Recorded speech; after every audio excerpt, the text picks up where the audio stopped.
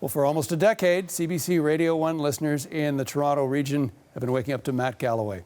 The Metro Morning host signed off today for the last time, well, almost. He will be back for tomorrow's Sounds of the Season event, raising money for local food banks. But this was his last regular show before he takes over as the host of the national program, The Current.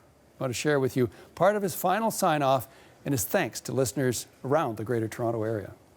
There are, yes, indeed, people on the other end of the wire. And it turns out that those people, and that's you, are caring and passionate about the city and all the things going on here.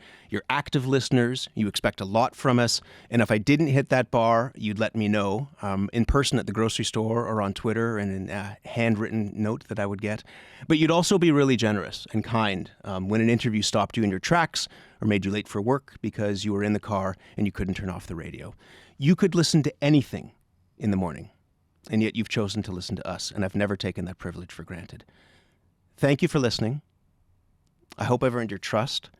I hope you'll come tomorrow to see us. Sounds of the Season is the most fun you could ever have doing a radio program.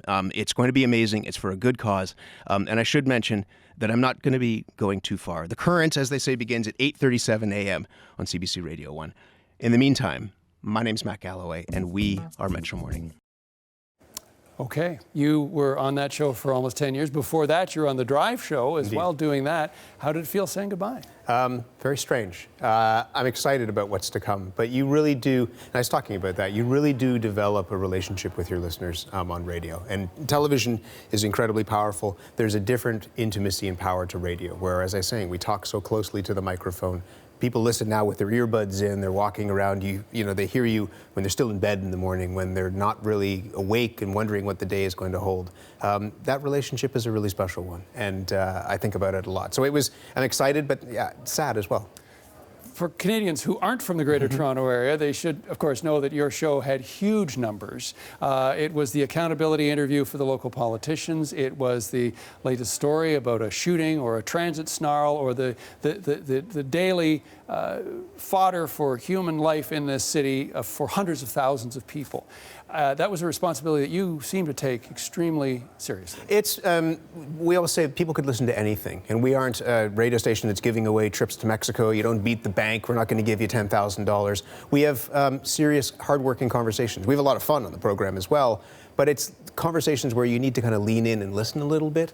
And we have an enormous audience. We have the biggest audience for morning radio in the city. And that means that people want to know about their city, they want to engage in their city, they want to be part of their city.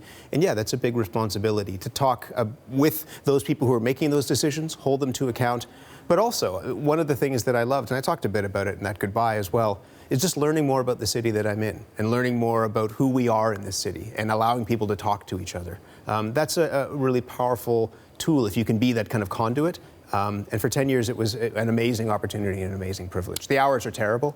Yes, I'm very familiar with that. But the rest of it is incredible. Okay, let me try to exercise my old radio skills to come up with a segue here. The thing about the City of Toronto is that the issues it deals with, whether it's rich and poor gap, poverty, homelessness, transit, environment, all of that, of course, play out on the national scene as well.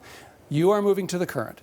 How are you going to translate that experience to the larger Canadian conversation? As much as we might like to think in Toronto that we're the center of the universe, we aren't. But I think there are some things to learn from my experience in hosting Metro Morning that can be applied to a national conversation. Toronto and the Greater Toronto Area, the GTA, is a big sprawling place. And people often don't talk to each other, they talk about each other. We're seeing that in Canada right now. We're seeing the country as divided as perhaps it's ever been. And I think a morning show like The Current has an opportunity to help try and bring people together. A national morning radio show has an unusual power, an uncommon power. And I grew up listening to Morningside. I've been listening to The Current for the last 17 years. If you can use that, radio that goes coast to coast to coast across the country in the morning and get people to talk to each other and almost understand each other. That's something that we've been trying to do locally here, and I think there's real potential and power if you can do that on a national platform. One of the reasons people listen to Metro Morning is, of course, there's news, there's weather, there's sports, there's traffic, there's all that. You won't have those, not to call them interruptions, but you won't have those pauses. You'll be able to really drill down for half an hour at a time on some of those issues. What is that challenge going to be like for you? That's going to be a lot of fun. I mean, one of the things is I have a director who is always in my ear saying, thank you very much, we have to go to the next thing. And conversations, go beyond 4 or 5 or 6 minutes. To spend 20 minutes really getting into something is going to be a real luxury in some ways. And it's also, I think, going to be a challenge to try and figure out how to make those stories relevant to people across the country. Not everybody's interested in the same thing, but if you can talk about things that are current, talk about things that people are talking about, I think people, again, like they have with Metro Morning, will lean in a little bit. Well, that's right. You've left some big shoes for someone to fill in that slot, but you're also stepping into some big shoes at the Current. Anna Maria Tremonti is just personally like a very good friend, but also has been a mentor to me, but is one of our best journalists. She is somebody who has a completely different set of experiences than I do as a foreign correspondent, and has been in places around the world that I've only seen on a map. At the same time, there's a lot that she's taught me about how to listen to people. We always say that we talk for a living. We don't talk for a living, we listen for a living. And she was instrumental in me rethinking in some ways how I approach that and what I bring to the job. On a personal note, I will miss you on my days off, listening on the radio. But Canada, the rest of Canada, is about to discover what a treasure you are, and all the best of luck. That's good of you to say, John. Thank you very much. My pleasure. Thank you. Hear you on the radio. Matt Galloway, former host of Metro Morning on CBC Radio and the future host of The Current, and he kindly agreed to join us on what is a very busy day here in studio.